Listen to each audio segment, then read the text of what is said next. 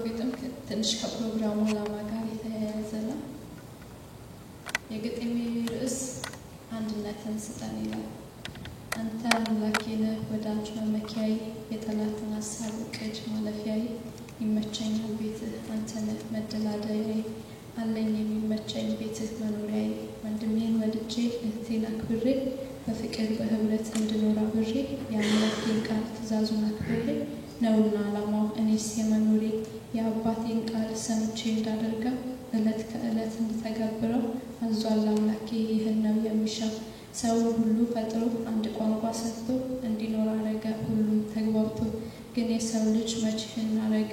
ለስሙ መጠሪያ ከተማን አበጀ። አምላክ ከሰራልን ከፈቀደው በላይ የሰው ልጅ አማረው መሄድን ወደ ላይ። የሰጠውን አንድነት እንዲዋደድበት፣ የሰጠውን ቋንቋ እንዲግባባበት፣ የሰጠውን እውቀት ሰርቶ እንዲኖርበት፣ የሰጠውን ሰላም እርፍ እንዲልበት የሰው ልጅ መች ተጠቀመበት?